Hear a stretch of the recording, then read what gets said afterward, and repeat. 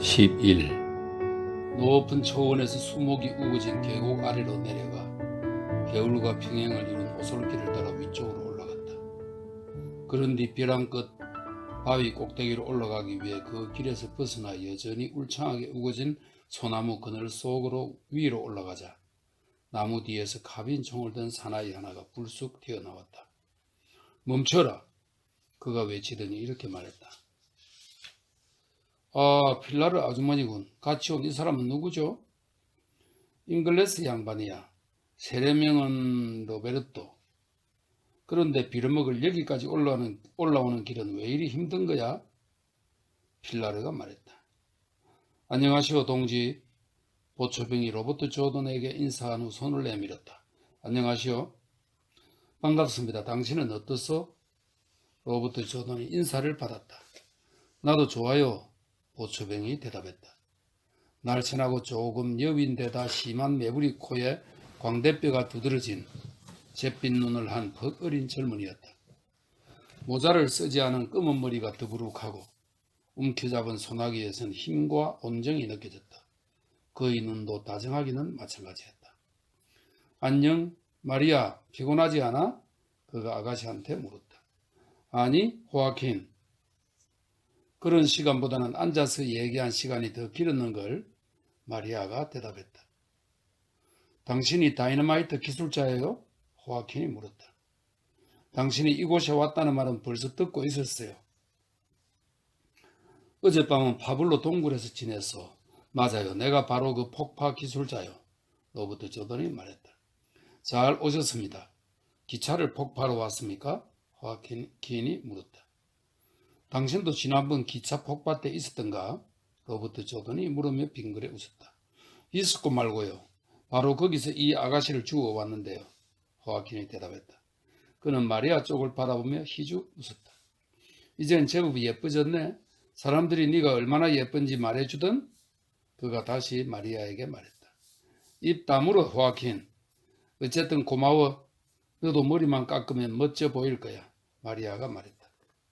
난 너를 짊어지고 온 사람이야. 바로 이 등에 말이야. 호아킨이 아가씨에게 말했다.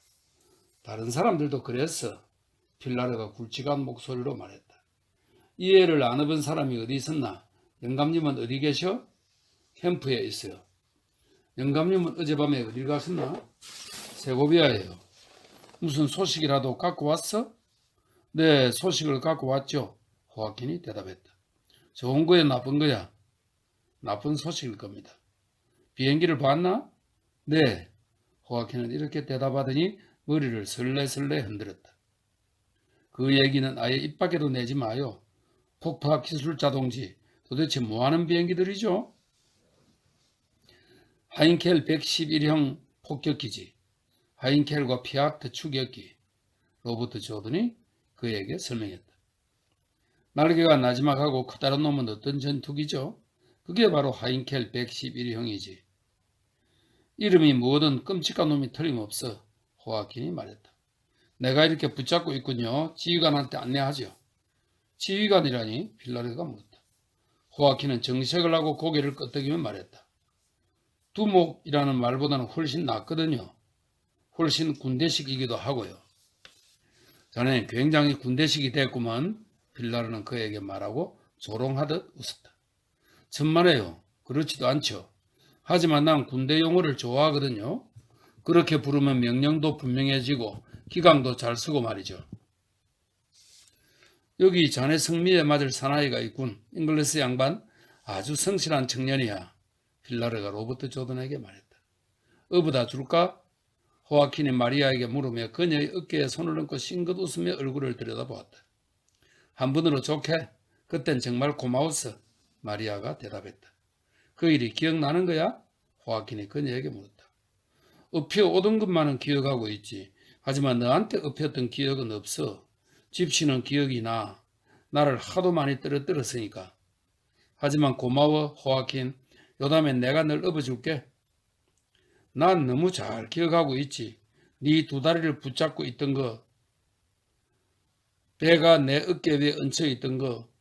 머리는 등덜미에 두 팔은 내 등 뒤에 척 늘어뜨리고 있던 거. 호아킨이 말했다. 이렇게 했는가 봐요. 기억력도 좋아라. 마리아가 말하고는 쌩긋 웃었다. 난 그런 거 몽땅 잊어버렸어. 네 팔도 네 어깨도 네 등도 말이지. 좋은 거 하나 가르쳐 줄까? 호아킨이 그녀에게 물었다. 뭔데? 다날이 우리 등 뒤에서 날아오고 있는데 네가 내 등에 매달려 있는 게 천만다행이라는 생각이 들더라고.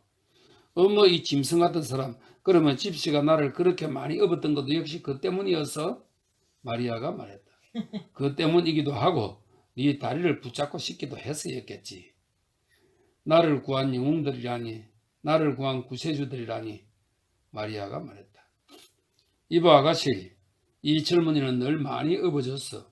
그런 위기 상황에 누가 네 다리 같은 것에 신경을 쓴단 말이냐. 그 순간에는 오직 총알 생각밖에 없어. 이 사람이 늘 내버리고 갔다면 아마 순식간에 사정거리 밖으로 벗어났을 거야. 빌라르가 말했다. 그래서 고맙게 생각해요. 그리고 언젠가는 나도 그를 꼭 업어주겠어요. 하지만 농담이에요. 그가 업어줬다고 해서 그럴 필요는 없겠죠? 마리아가 말했다. 나도 당신을 떨어뜨리고 싶었어. 하지만 필라레가 나를 쏴 죽일까봐 차마 그렇게 못했지. 호아킨이 여전히 마리아를 놀려댔다. 난 아무도 쏴 죽이지는 않아. 필라레가 대꾸했다. 그럴 필요도 없죠.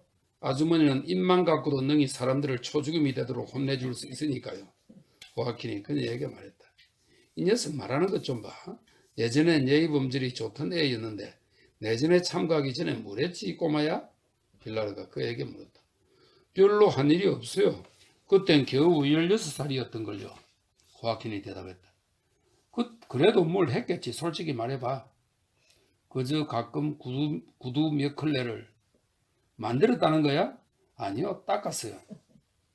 글쎄, 그것 말고도 또 있겠지. 빌라르가 이렇게 말하고 햇빛에 끌린 그의 얼굴이며 유연한 체구며 흥크러진 머리카락이며 발꿈치와 발가락을 민첩하게 놀리며 걷는 그릉부리를 바라보았다. 무엇 때문에 그 일이 잘 안 됐지? 잘 안 됐다니 뭐가요? 뭐라니? 그건 네가 더 잘 알 텐데? 지금은 변발을 하려고 머리를 기르고 있잖아. 빌라르가 그에게 말했다. 아마 겁이 났던 모양이죠? 젊은이가 대답했다. 넌 체격이 좋아 얼굴은 그리 신통치 않지만. 빌라르가 그에게 말했다.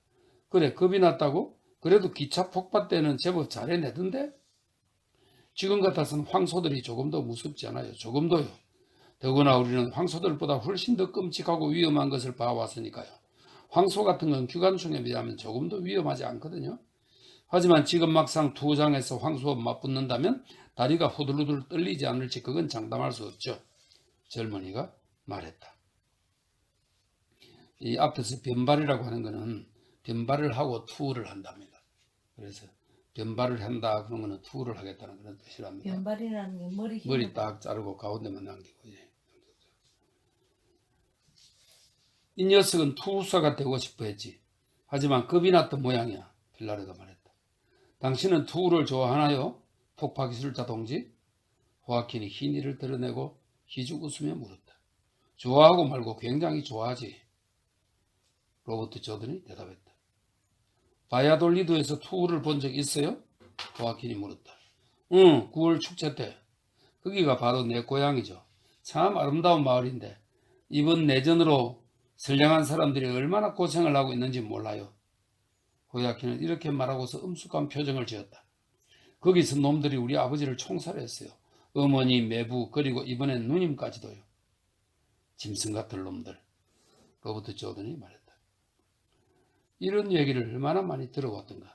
사람들이 이런 얘기를 입 밖에 내는 것을 얼마나 많이 지켜보았던가. 부모니 형제니 자매니 하는 말을 꺼내는 게 너무 가슴 아파서 눈물이 걸성하고 목이 매든 모습을 얼마나 많이 보아왔던가.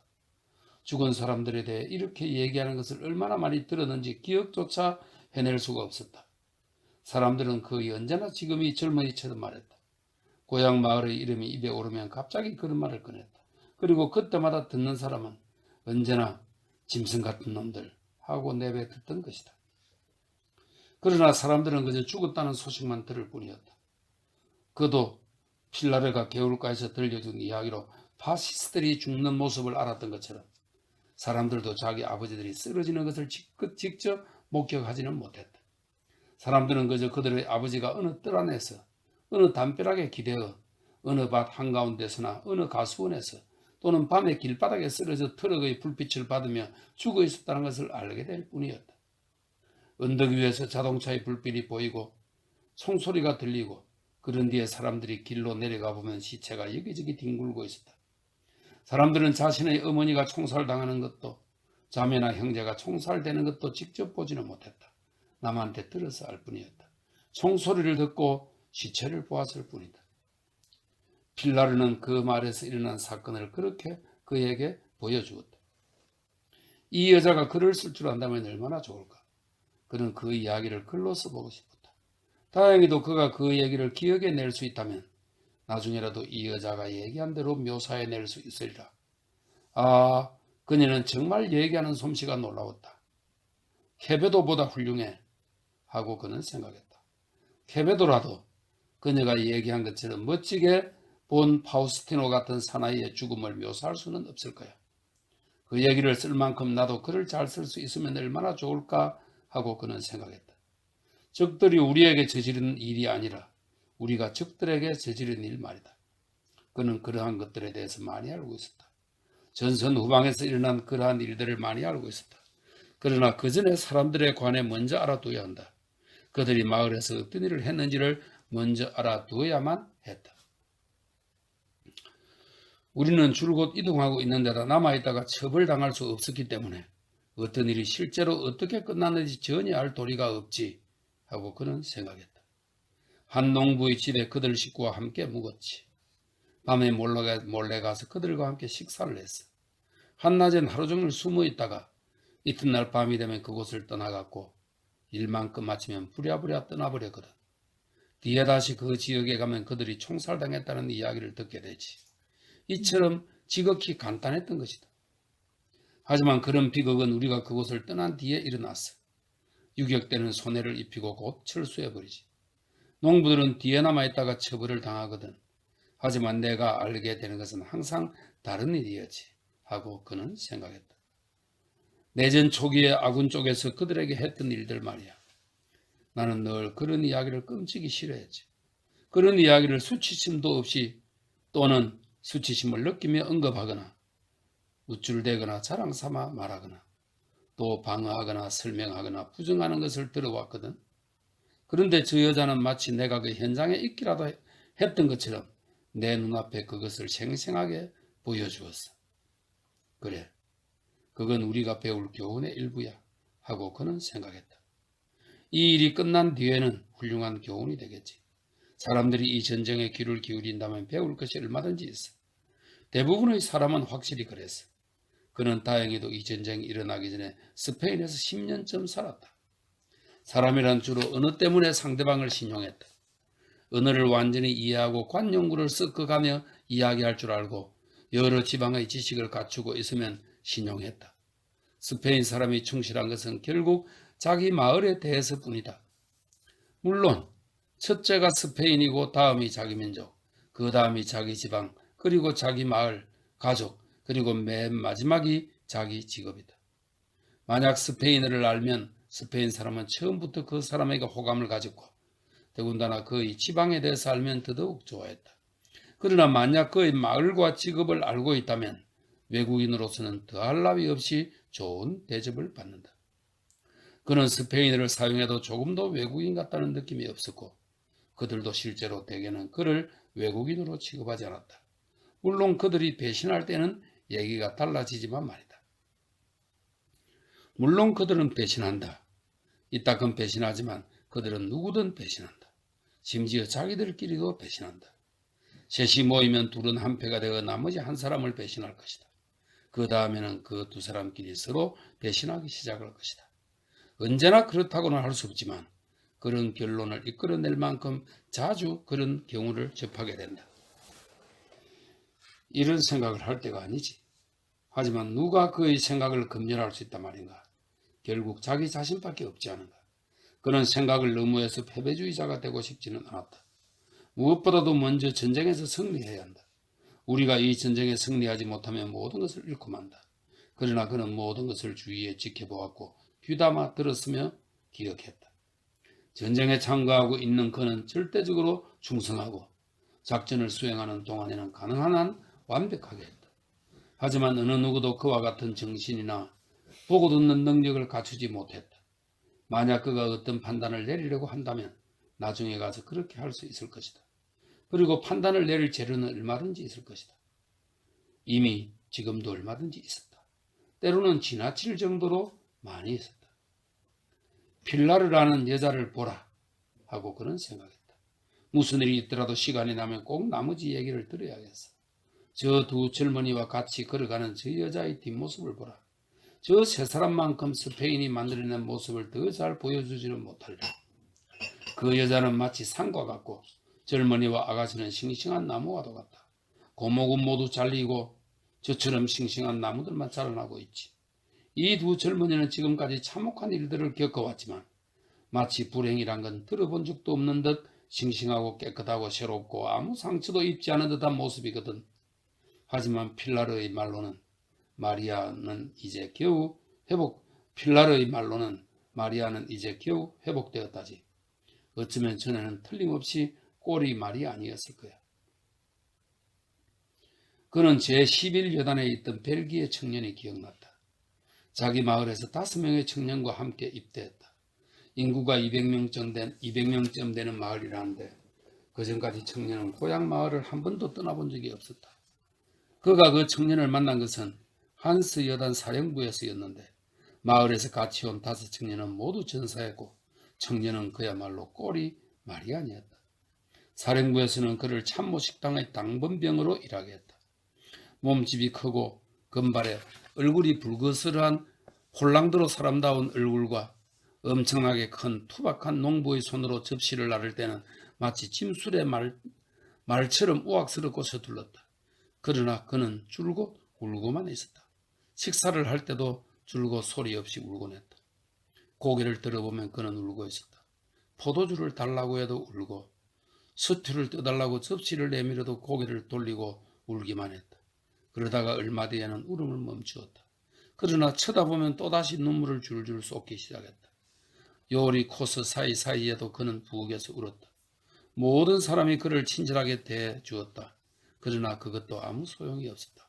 그는 자신이 어떻게 되었는지, 이 문제를 해결하고 다시 군대 생활을 하는 것이 적합한지를 스스로 알아내야만 했던 것이다. 마리아는 이제는 아주 건강했다. 어쨌든 겉으로는 그렇게 보였다.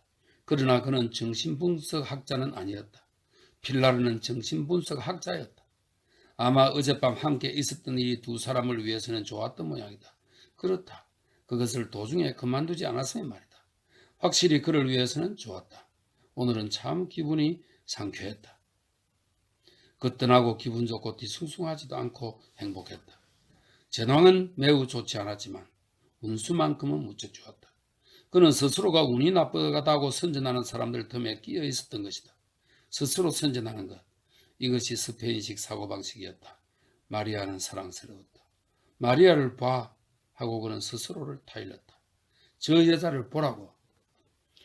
그는 햇볕을 받으며 행복하게 성큼성큼 걸어가는 그녀의 뒷모습을 바라보았다. 그녀의 카키색 셔츠는 목덜미에서 열려 있었다. 걸음걸이가 꼭 망아지 같군 하고 생각했다. 저런 여자를 만나는 건 그리 쉬운 일이 아니지. 그리 자주 일어나는 일이 아니야. 어쩌면 전혀 일어나지 않았는지도 몰라 하고 그는 생각했다. 어쩌면 그런 꿈을 꾸었거나 그런 이야기를 만들어냈을 뿐 실제로는 절대로 일어나지 않았는지도 몰라. 어쩌면 영화에서 본 어떤 여인이 밤에 자기 침실에 나타나 아주 상냥하고 다정하게 대해주는 꿈을 꾼 것인지도 몰라. 침대에서 잘 때는 늘 그런 여자들과 그런 식으로 꿈속에서 잠을 잤다.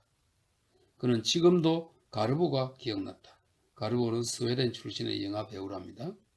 그리고 할로는 미국의 영화 배우. 할로는 몇 번이나 꿈속에 찾아왔다. 어쩌면 지금 상황도 그런 꿈과 같은 것인지도 모른다. 그러나 그 중에서도 그는 포소블랑코, 스페인 중남부에 있는 도시인데 내전 때 큰 전투가 있었던 도시랍니다. 그러나 그 중에서도 그는 포소블랑코 공격이 있던 전날 밤 가르보가 그의 침실로 찾아왔던 일을 잊어버릴 수가 없었다. 꿈이다. 그녀는 부드럽고 실크 같은 털 스웨터를 입고 있었다. 그가 팔을 내밀어 그녀를 끌어안고 그녀가 몸을 앞으로 굽히자 그녀의 머리카락이 앞쪽으로 흘러내려 그의 얼굴을 뒤덮었다. 그리고 그녀는 오래전부터 당신을 사랑하고 있었는데 당신은 왜 나를 사랑한다고 고백하지 않았느냐고 묻는 것이 아닌가. 그녀는 조금도 부끄러워하거나 냉정하거나 어색하지도 않았다. 품속의 그녀는 귀엽고 정답고 예뻐 보였으며 옛날에 존 길버트라기도 하는데 미국의 연극 배우 겸 영화 배우.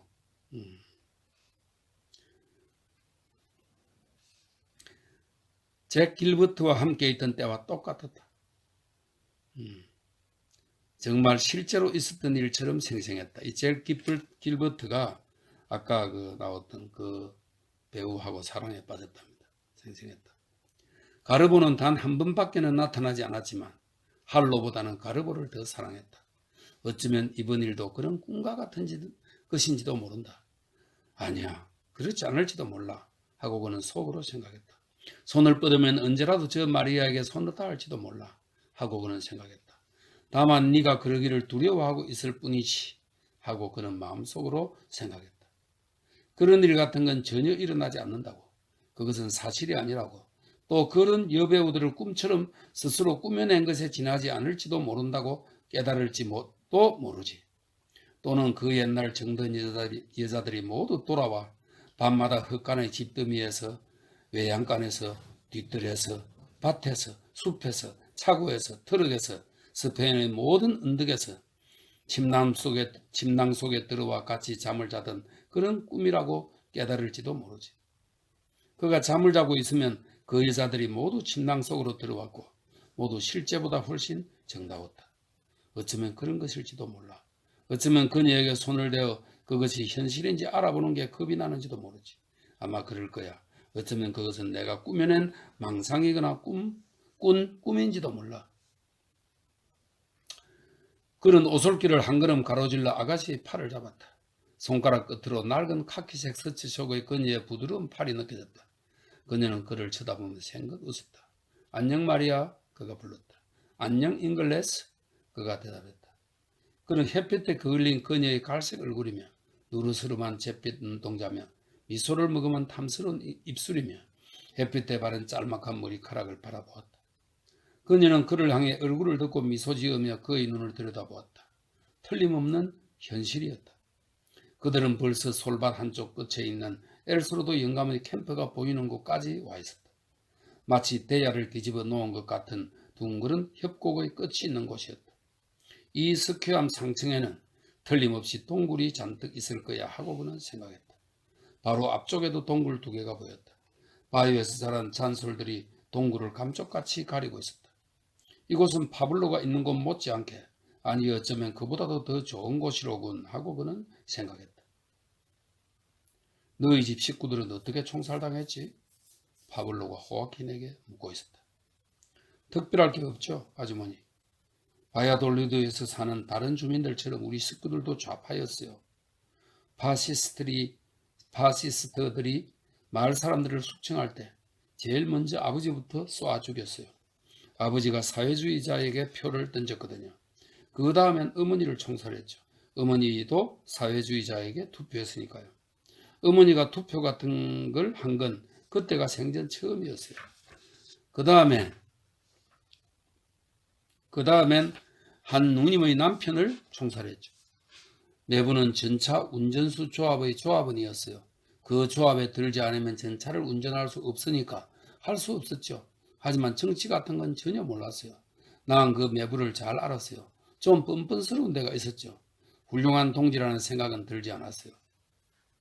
그리고 다른 누님의 남편도 전차 조합원이었다가 나처럼 산으로 들어왔죠. 놈들은 누님이 남편이 있는 곳을 아는 줄로 생각했어요. 하지만 사실은 몰랐거든요. 그래서 놈들은 누님이 남편 있는 데를 대지 않는다고 총살해 버렸어요. 저런 짐승 같은 놈들이 있나? 빌라르가 말했다. 엘스로도 영감님은 어디에 있는 거야? 보이지 않으니? 여기 계세요? 아마 안에 들어가 있나 보죠? 호아킨이 대답을 하고는 걸음을 멈추고 총대를 땅바닥에 내려놓으면서 말을 이었다. 아주머니, 내 말 좀 들어봐요. 너 마리아도 말이야. 지금 내가 우리 집 얘기를 꺼내서 불쾌했다면 용서해줘요. 누구나 다 똑같은 고통을 안고 있으니까 그런 얘기는 하지 않는 편이 낫다는 건 나도 알아요. 얘기해야 해. 서로 돕지 않는다면 우리가 무엇 때문에 이 세상에 태어났단 말이냐. 그리고 아무 말도 하지 않고 가만히 들어주는 건 도움치고는 별로 달갑지 않은 도움이거든. 빌라르가 대꾸했다. 그렇지만 마리아가 듣기 거북했을지도 모르죠. 이 아가씨는 자기대로 너무 끔찍한 일을 많이 당했으니까요. 천만에 말하자면 내 양동이는 크기가 무척 커서 네 양동이 물을 모두 쏟아부어도 차지 않을 걸. 참 안 됐어, 호아킨. 누님이 무사하길 바라. 마리아가 대꾸했다. 지금까지 무사한 모양이야. 놈들이 감옥에 가두긴 했지만 그다지 학대하진 않나 봐. 호아킨이 대답했다. 그 밖에 가족은 없나? 로버트 조던이 물었다.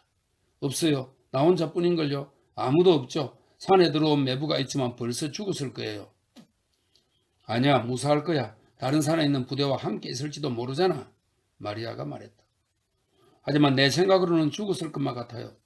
어려움을 극복할 능력도 없고 또 전차 차장 노릇을 하고 있었으니 산악에서 싸울 준비치고는 별로 바람직하지 못하잖아요. 1년이나 잘 버텼을지 모르죠. 게다가 폐도 좀 나빴어요. 호아킨이 대꾸했다. 하지만 그분은 무사할 거야. 마리아가 그의 어깨에 한 팔을 얹으면서 말했다. 맞아, 아가씨 그럴지도 몰라. 호아킨이 말했다. 청년이 가만히 서 있는데 마리아가 허리를 펴더니 두 팔로 그의 목을 감고 다정히 그에게 입을 맞췄다. 호아킨은 울고 있었기 때문에 옆으로 얼굴을 돌렸다.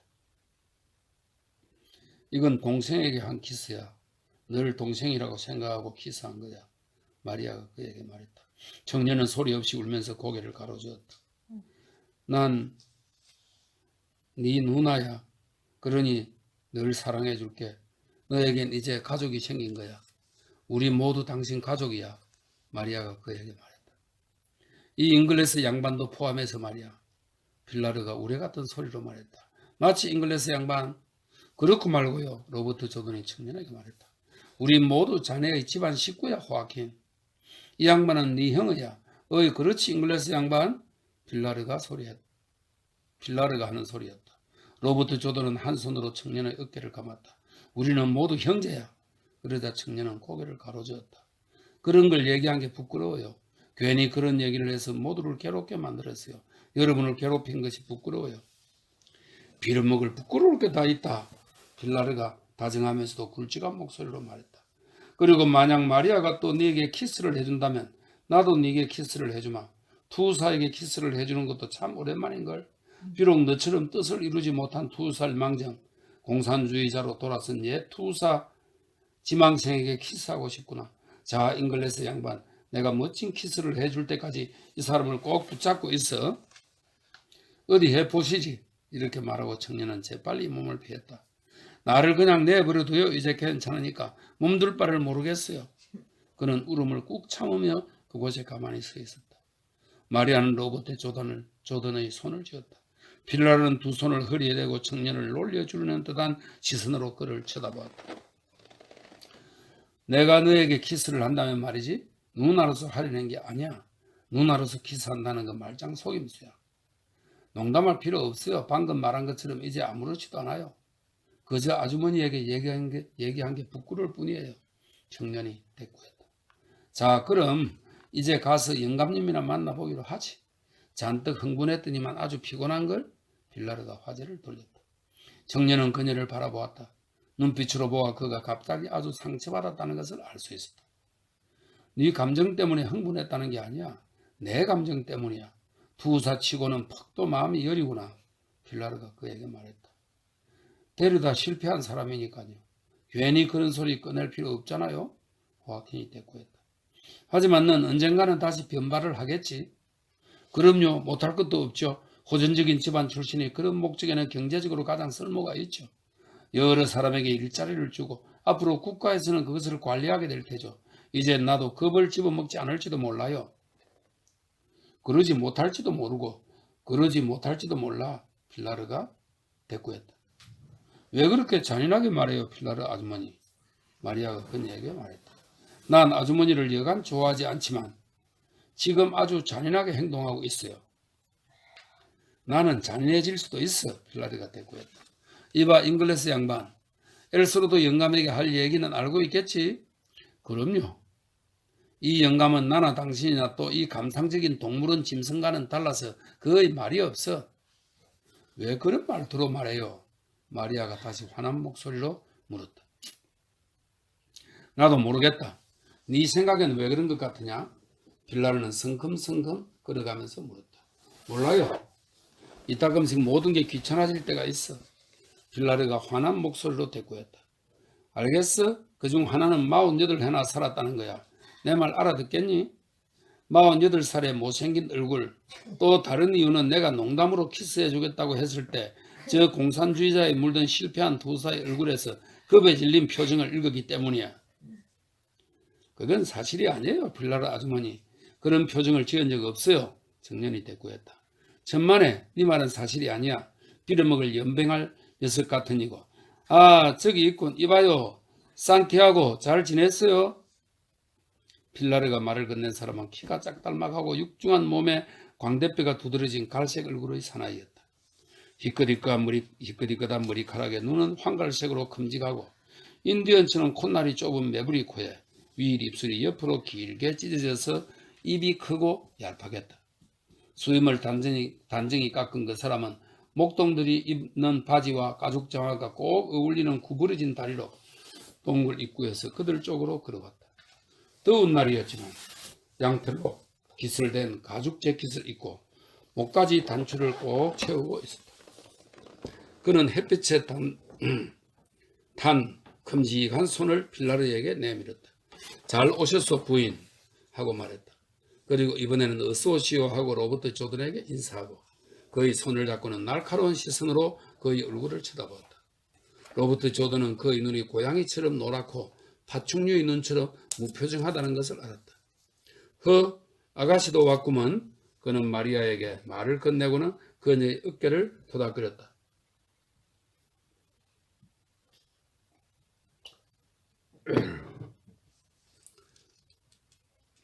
밥은 드셨소? 그가 필라르에게 물었다. 그녀는 고개를 가로쥐었다. 같이 먹읍시다. 그가 말하고 로버트 조던을 바라보았다. 한 잔? 그가 엄지손가락을 밑으로 내려서 술 따르는 신용을 하며 물었다. 고맙습니다. 마시죠. 좋소. 위스키? 엘소르도가 물었다. 위스키가 있습니까? 그러자 엘소르도는 고개를 끄덕끄덕했다. 잉글레스요? 러시아 사람 아니고? 그가 물었다. 미국 사람입니다. 이곳에 미국 사람은 드물지. 그가 말했다. 이제는 많아졌습니다. 나쁜 건 없지. 북이요 남이요. 북입니다. 잉글레스와 같군. 다리는 언제 날리나? 다리 열 아세요? 엘소르도는 고개를 끄덕였다. 모레 아침입니다. 좋아. 엘소르도가 말했다. 파블로는? 그가 필라르에게 물었다. 그녀는 고개를 가로저었다. 그러자 엘소르도는 희죽 웃었다. 저쪽으로 가. 마리아에게 말하며 그는 또 희죽 웃었다. 그리고 겉주거리 안주머니에서 가죽끈이 달린 큼직한 회중시계를 꺼냈다. 돌아와 30분 있다가. 그는 위를 평평하게 깎아 벤치 대신 사용하는 통나무에 앉으라고 그들에게 손짓해 보이고 호아킨을 보면서는 그들이 이제 방금 올라온 쪽의 오솔길을 음지 쪽으로 가리켰다. 호아킨하고 잠깐 내려갔다 올게요. 마리아가 말했다. 엘소르도는 동굴 속으로 들어가더니 스카치 위스키가 든 작은 병과 컵 3개를 들고 나왔다.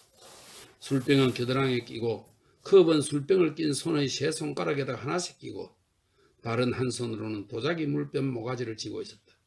그리고 컵과 술병은 통나무 위에 올려놓고 물병은 땅에 내려놓았다. 얼음은 없어. 그는 이렇게 말하고는 술병을 로버트 조던에게 건네주었다.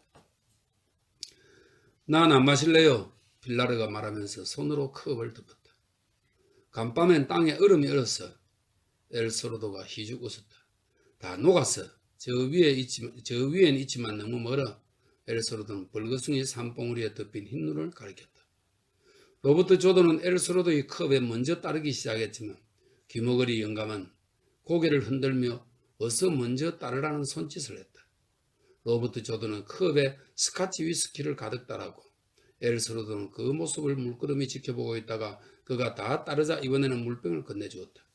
로버트 조던은 병을 기울여 병 주둥이에서 흘러나오는 차리찬 물을 컵에 가득 따랐다. 엘스로드는 위스키를 손수 컵에 반쯤 따른 뒤 냉수를 부어 가득 채웠다. 포도주는 그가 필라르에게 물었다. 아니요, 물이나 줘요. 들어, 좋은 술은 아니지만 그는 로버트 조던에게 말하고 희죽 웃었다. 영국인을 많이 알아. 늘 위스키를 많이 마시지. 어디서요? 목장에서. 주인의 친구들. 엘스로드가 말했다. 위스키는 어디서 구하시나요? 뭐? 그가 잘 들리지 않는 모양이다. 저쪽 귀에다 소리를 쳐야 해. 필라르가 말했다. 엘스로드가 잘 들리는 쪽의 귀를 가리키며 희죽 웃었다. 위스키는 어디서 구하시나요? 로버트 조던이 큰 소리로 외쳤다. 만들지.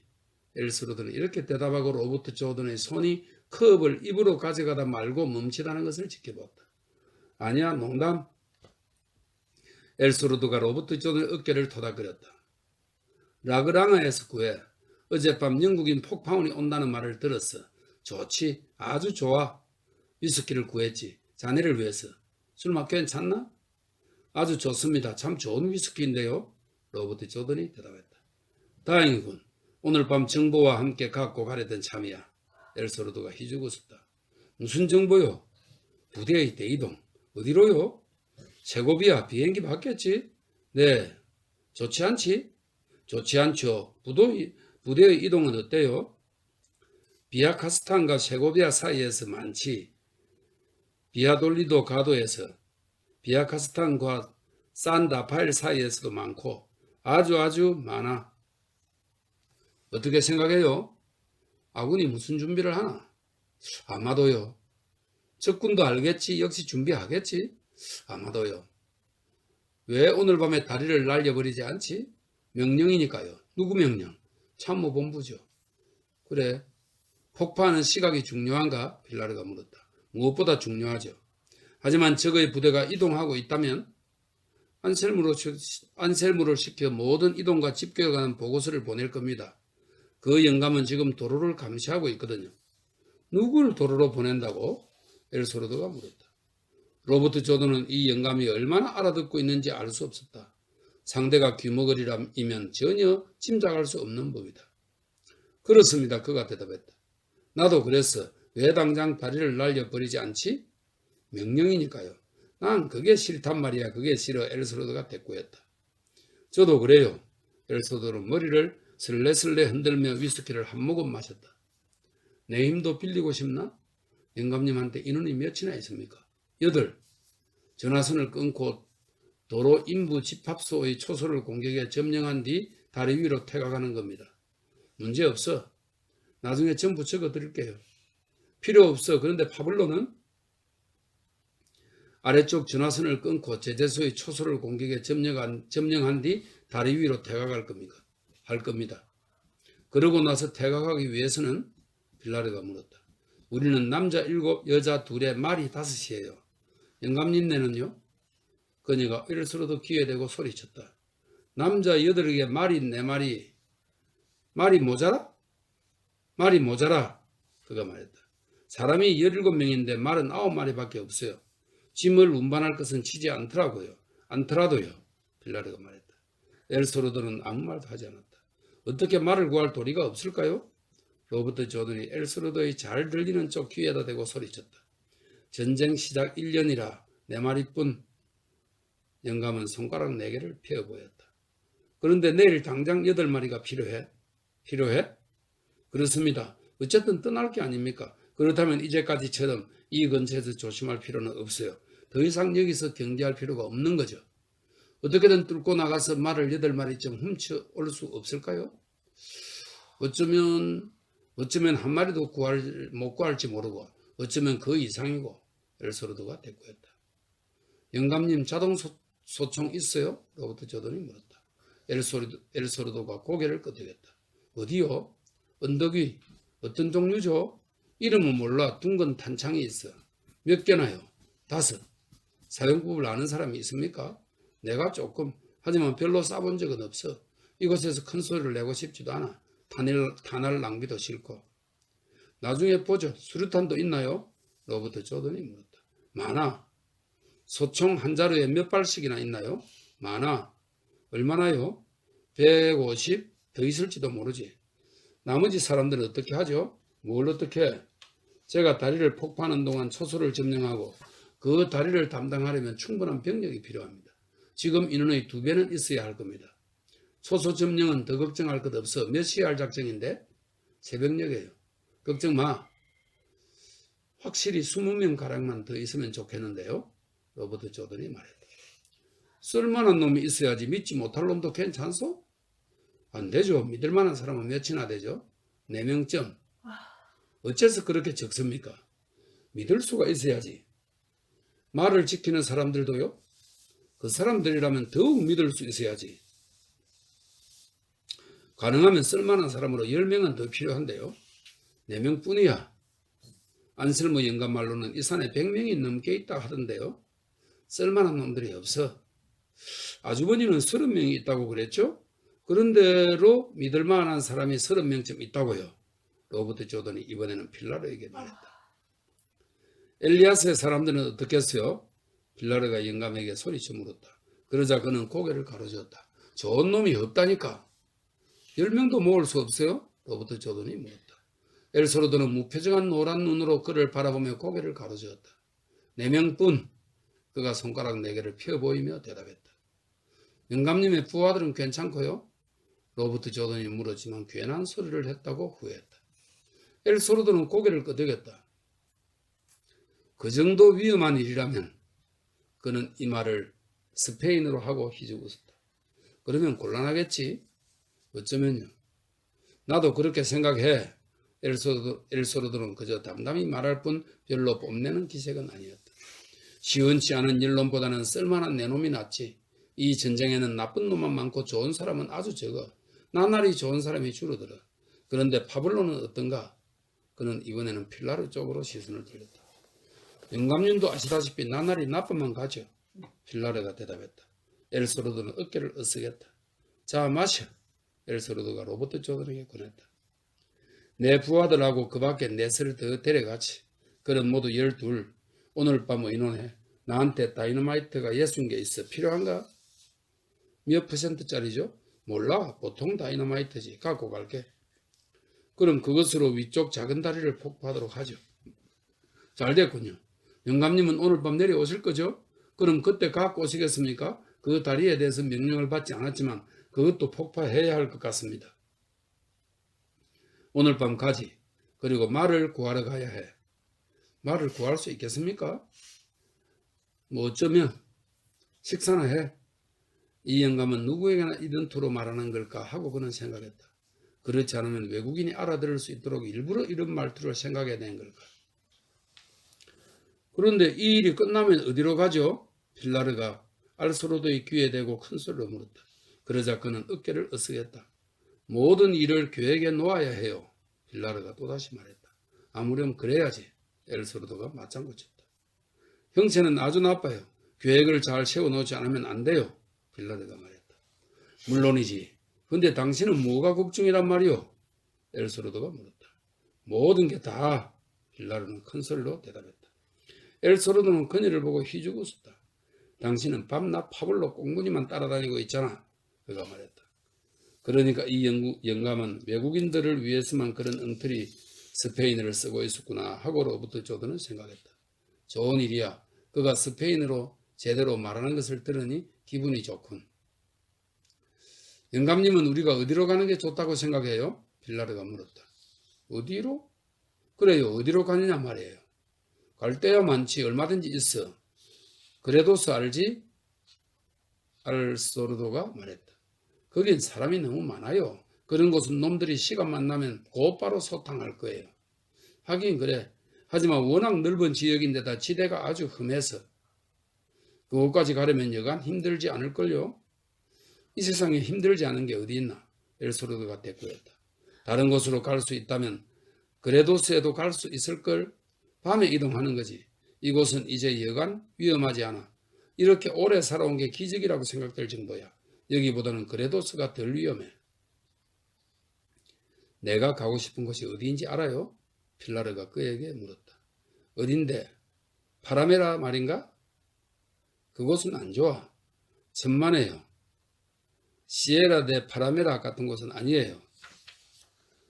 필라르가 대답했다. 공화국 쪽의 지방으로 가고 싶어요. 그것도 가능하긴 해. 영감님 부하들도 갈까요? 그야 물론이지 내가 얘기하면. 그런데 우리 쪽은 알 수 없어요. 그쪽으로 가는 편이 더 안전하다는 걸 알면서도 바블로가 통가려고 하지 않아요. 바블로는 너무 나이가 들어 이제 새삼스럽게 사병이 될 수는 없죠. 물론 계급을 높여주지 않으면 말이죠. 그 집신놈은 안 가려고 할 테고 다른 녀석들은 잘 모르겠어요. 필라르가 말했다. 여기서 이렇게 오랫동안 아무 일도 일어나지 않으니까 놈들은 위험하다는 걸 깨닫지 못할 거야. 엘소르도가 대꾸했다. 오늘 비행기를 봤으니 전보다는 위험하다는 걸 알아차렸을 테죠. 하지만 영감님은 그레도스라면 훨씬 더 일을 잘할 수 있으리라는 생각이 듭니다. 로버트 조던이 말했다. 뭐라고? 엘소르도가 이렇게 묻고는 아주 무표정한 눈초리로 그를 바라보았다. 그가 물어보는 의조에는 친근한 맛이라곤 조금도 없었다. 그곳이라면 훨씬 효과적으로 습격할 수 있을 거라는 말이죠. 그렇지. 그레도스 아나? 엘소르도가 물었다. 알고 말고요. 거기서라면 철도 간선을 습격하는 작전을 할 수 있죠. 아군이 훨씬 남쪽인 에스트레마두라에서 작전을 펴는 것처럼 계속 차단할 수 있어요. 그곳에서 활동하는 편이 공화국으로 돌아가는 것보다 나을 겁니다. 영감님 같은 분은 그쪽에서 더 쓸모가 있을 거예요. 로버트 조던이 말했다. 그가 이야기하고 있는 동안 엘소르도나 필라르나 둘 다 우울한 표정을 짓고 있었다.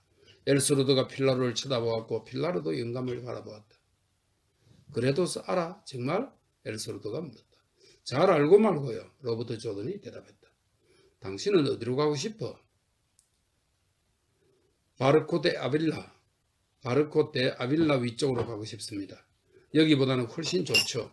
그리고 간선도로와 베아르와 플라렌시아 사이의 철도를 습격할 수도 있고요. 퍽 힘들걸? 우리는 에스트레마두라에서 이보다 위험한 곳에서도 철도를 폭파시킨 일이 있습니다. 우리가 누구지? 에스트레마두라의 게릴라 말이죠. 수가 맞나? 마음엔가랑 됩니다. 왜 거기서 온 예민하고 이름이 이상한 사람 하나 있었잖아. 필라르가 물었다. 있었죠. 그 사람 지금 어디 있지? 죽었어요. 전에 얘기했잖아요. 그럼 당신도 거기 있었나? 물론이죠. 무슨 말인지 알아듣겠지? 필라르가 로버트 조던에게 물었다.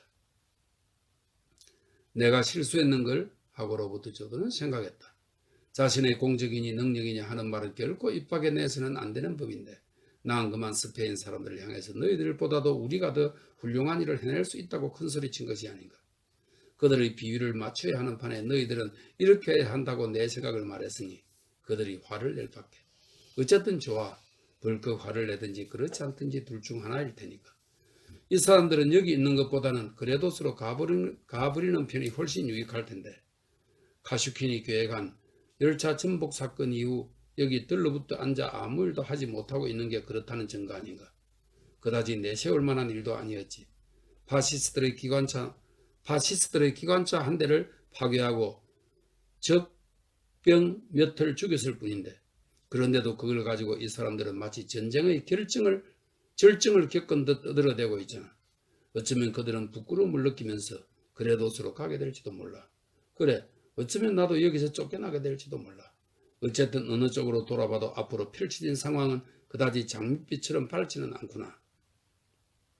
이봐요, 잉글레스 양반. 당신의 담력은 어떤가? 필라르가 그에게 물었다. 문제 없습니다. 괜찮죠? 로버트 조던이 대답했다. 요 전번 우리와 함께 일을 하도록 파견되었던 그 폭파원은 기술은 대단했지만 신경이 너무 과민해놔서 우리 쪽에는 신경이 예민한 사람들이 있죠. 그 사람은 참 훌륭하게 처신했으니까 겁쟁이라고는 할 수 없지. 필라르가 다시 말을 이었다. 아주 이상하고 감정이 격한 사람이더군. 그런데 그녀는 목소리를 높였다. 그렇잖아요, 산티아고. 지난번 폭파원 그 기차를 파괴한 사람 말이에요. 그 사람 좀 별나지 않습니까? 좀 이상한 사람이더군. 김머거리 영감은 머리를 끄덕이며 진공청 속이 자루 끝 둥근 구멍을 연상케 하는 눈으로 로버트 조던의 얼굴을 훑어보았다. 그래, 좀 이상한 데가 있긴 했지만 퍽 좋은 사람이었지. 그 사람은 죽었어요. 로버트 조던은 기머거리 영감의 귀에 대고 소리쳤다. 어쩌다가? 기머거리 영감이 로버트 조던의 눈에서 입가로 시선을 떨어뜨리면서 물었다. 제가 쏴 죽였죠. 부상이 심해서 걸을 수 없게 돼 제가 쏴 죽였어요. 로버트 조던이 대답했다. 그 사람 늘 그럴 필요가 있을 거라고 말하더니만 광박관님이었거든. 필라르가 말했다. 그렇죠. 그 친구 늘 그럴 필요가 있을 거라고 얘기는 하곤 했어요. 그건 그 친구의 광박관님이죠. 어떻게 된 거야? 기차 습격이었나? 김머거리 영감이 물었다. 기차 습격을 마치고 돌아오는 길이었습니다. 습격은 성공했죠. 그런데 캄캄한 어둠 속에서 돌아오는 길에 파시스트의 순찰병을 만났습니다. 도망치다가 그만 등 위쪽에 총알을 맞았죠. 어깨뼈를 다쳤을 뿐 다른 뼈는 다치지도 않았어요. 워낙 먼 길이라 그런 부상으로는 더 이상 걸을 수가 없었어요. 뒤에 남기 싫다고 하기에 제가 쏘았습니다. 그게 차라리 낫지. 김무거리 영감이 말했다. 그래서 당신은 담이 크다고 확신하는구려. 필라르가 로버트 조던에게 말했다. 네, 그래요. 배짱이 든든하다는 것만은 장담할 수 있죠. 다리 폭파 일을 끝내면 당신들은 아무래도 그래도 수록하는 게 좋을 것 같아요. 그가 말을 마치자 필라르는 마치 가늘 온천이 갑자기 희고 뜨거운 물줄기를 내뿜듯 상스러운 욕설을 마구 퍼붓기 시작했다. 귀머거리 영감은 로버트 조던을 바라보고 고개를 가로저으며 재미있다는 듯 희주고 웃고만 있었다. 그러면서 필라르가 욕설을 한참 퍼붓고 있는 내내 기분 좋게 계속 고개를 흔들었다. 그래서 로버트 조던은 아마 이제는 사태가 다시 좋아지리라는 생각이 들었다. 마침내 욕설을 멈춘 그녀는 물병을 기울여 한 모금 마시고는 다시 조용히 입을 열었다. 이 일이 끝난 뒤 우리가 앞으로 어떻게 할지에 대해서는 입을 닥치시지. 잉글리스 양반, 자네는 공화국으로 돌아가 당신 할 일이나 해. 여기 있는 우리 일은 이 산속 어디서 죽든 그런 건 우리가 마음대로 결정하게 내버려 두고. 어디서든 살 수 있겠지. 진정의 필라르. 엘스로드가 말했다. 어디서 살든지 어디서 죽든지 이 일의 길만이 뻔히 내다배는군. 난 자네가 좋아, 잉글리스 양반. 하지만 자네 일이 끝난 뒤 우리가 어떻게 할지에 대해서 정말 제발 입 다물고 있어. 필라르가 말했다. 그건 당신들 일이죠. 난 그런 일에 간섭하지 않습니다. 로버트 조던이 대꾸했다. 하지만 방금 그랬잖아. 자네는 그 까까머리 깔보년이나 데리고 공화국으로 돌아가. 하지만 외국인도 아니고 공화국을 사랑하는 사람들이 못 들어가게 문이 닫았지만 아직 저 비린내 나는 주제야. 필라르가 말했다. 그들이 이야기하고 있는 동안 마리아가 오솔길을 따라 위쪽으로 올라오다가 필라르가 목소리를 높여 로버트 조던에게 쏘아붙인 그 마지막 말을 들었다. 마리아는 로버트 조던에게 고개를 거세게 흔들어 보이며 조심하라고 손을 내저었다.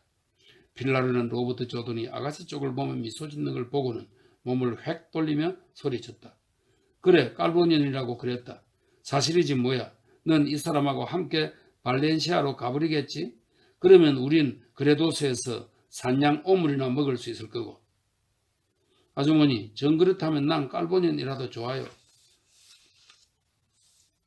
어쨌든 아주머니가 부르는 대로니까요. 하지만 좀 진정하세요. 도대체 무슨 일이 있었어요? 마리아가 말했다. 아무것도 아니야. 필라르는 이렇게 대답하고 벤치에 걸터앉았다. 어느새 목소리도 부드러워지고 금속성의 노여움도 깨끗이 사라져버렸다. 이제는 깔보년이라고 부르지 않을게. 늘. 하지만 나도 공화국에 가보고 싶어 죽겠어. 모두 함께 갈 수 있잖아요. 마리아가 대꾸했다. 물론 있고 말고. 하지만 아주머니는 그레도스가 싫은 모양이야. 로버트 조던이 맞장구 쳤다. 엘소르드가 그를 보고 희죽 웃었다. 두고 보지. 노여움이 깨끗이 가신 필라르가 말했다. 그 귀한 술이나 한 잔 주시오. 화를 냈더니 목이 다 타는군.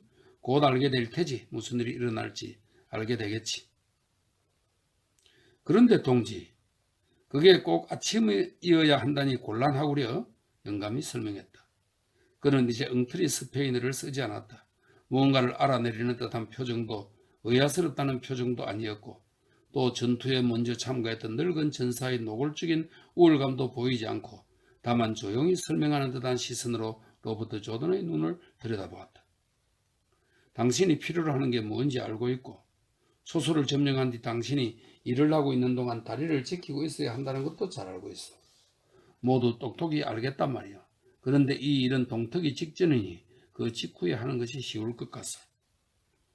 그렇죠. 로버트 조던이 맞장구 쳤다. 이봐, 잠깐만 저리로 가주겠어? 그가 이번에는 돌아보지도 않고 마리아에게 말했다. 마리아는 이야기가 들리지 않는 곳까지 걸어가서 쭈그리고 앉아 두 손으로 발목을 붙잡고 있었다.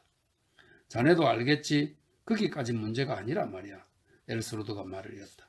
하지만 그 작전을 실행한 뒤 대낮에 이 지역에서 빠져나간다는 건 여간 어렵지가 않아.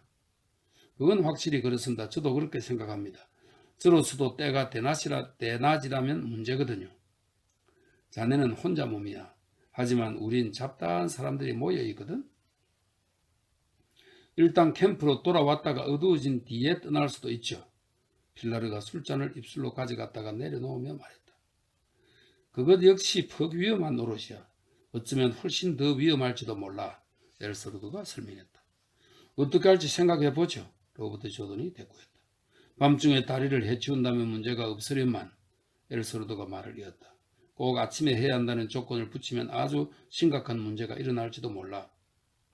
그건 저도 합니다. 밤에 하면 안 되나? 그랬다간 전 총에 맞을지도 모르죠. 하지만 자네가 낮에 한다면 우리가 몽땅 총에 맞을 가능성이 아주 커. 다리만 폭파시키는 거라면 저 자신은 그리 중요하지가 않습니다. 하지만 여러분의 처지도 잘 알고 있죠. 어떻게 한낮에 태가가는 방법을 생각해낼 수는 없을까요? 로버트 조던이 물었다. 읽고 말고 태각에 대해 생각해 보겠소. 엘소르도가 대답했다.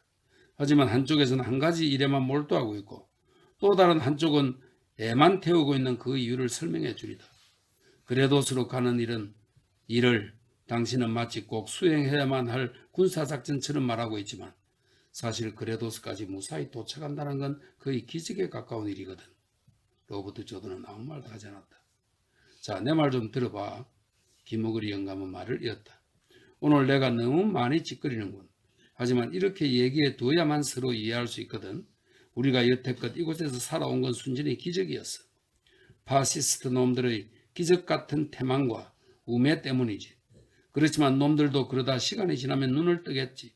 물론 우리도 조심해 조심을 해서 이 근처의 산에서는 절대로 소동을 일으키지 않으려고 하고 있어. 알고 있습니다. 하지만 이번 일을 하고 나면 우리는 이곳을 떠날 수밖에 없어. 이렇게 어떻게 떠나야 할지 그 방법을 잘 생각해야 돼. 그렇고 말고요. 자, 그럼 이제 식사를 하지. 너무 많이 찌꺼렸어. 엘스로드가 말했다. 영감님이 이렇게 많이 이야기하는 건 처음 봤어요. 필라르가 말했다. 이것 탓인가? 그녀가 술잔을 쳐들었다. 천만에 위스키 때문이 아니야. 엘스로드가 고개를 가로저었다. 이제까지는 이처럼 많은 말을 해야 할 일이 없었던 거지. 영감님의 협조와 충성에 정말 감사드립니다. 다리를 폭파할 시간 때문에 생기는 난관에 대한 충고도 고맙고요. 로버트 조던이 말했다. 그런 소리 마. 우리는 우리가 할 수 있는 일을 하려고 여기 있는 건데 물론 이번 일은 골치 덩어리지만 엘스로드가 대답했다. 하지만 종이 위에서는 지극히 간단하거든요. 로버트 조던은 빙그레 웃으며 말했다. 그 위에서는 도로로 개미 새끼 한 마리 통과하지 못하도록 하기 위해 아군의 공격이 시작되는 순간에 폭파한다. 이렇게 되어 있거든요. 아주 간단해요. 그들은 우리도 종이 위에서 작전하도록 해줘야 해.